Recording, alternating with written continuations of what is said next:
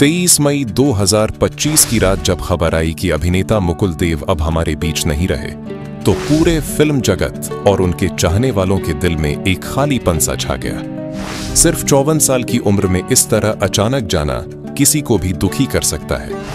मुकुल देव सिर्फ एक अभिनेता नहीं थे, बल्कि एक ऐसा चेहरा थे जो हर बार स्क्रीन पर आते ही अपने अभिनय से दिल जीत लेते थे।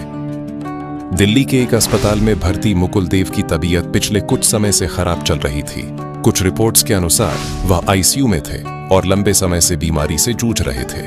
हालांकि उनकी मृत्यु का सही कारण अब तक स्पष्ट नहीं हुआ है, लेकिन उनके करीबी लोगों ने बताया कि वह अपने माता पिता की मृत्यु के बाद काफी अकेले हो गए थे। शराब और गुटखा की आदतों ने भी उनकी तबीयत पर असर डाला।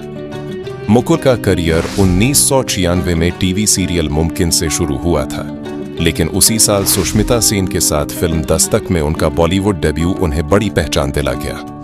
इसके बाद उन्होंने सन ऑफ सरदार, यमला पागल दीवाना, जय हो और आर राजकुमार जैसी कई हिट फिल्मों में अपनी दमदार मौजूदगी दर्ज कराई। वह उन गिने चुने अभिनेताओं में से थे जो हर किरदार को जीवंत बना देते थे, चाहे वह छोटा हो या बड़ा। मुकुल की खास बात यह थी कि उन्होंने सिर्फ हिंदी नहीं, बल्कि पंजाबी, तेलुगु, तमिल, कन्नड़, बंगाली और मलयालम फिल्मों में भी काम किया। बहुभाषी सिनेमा में उनकी मौजूदगी उनकी प्रतिभा की गहराई को दर्शाती है। अभिनय के साथ साथ मुकुल एक प्रशिक्षित पायलट भी थे और उन्होंने फियर फैक्टर इंडिया के पहले सीजन को होस्ट कर अपनी बहुमुखी प्रतिभा का परिचय दिया। उनकी आवाज भी उतनी ही प्रभावशाली थी जितनी उनकी अदाकारी। उन्होंने कई अंतर्राष्ट्रीय फिल्मों के हिंदी संस्करणों के लिए डबिंग की थी और उनकी आवाज दर्शकों को लंबे समय तक याद रहेगी। उनकी अंतिम फिल्म अंत दी एंड थी और वह सन ऑफ सरदार 2 में भी नजर आने वाले थे।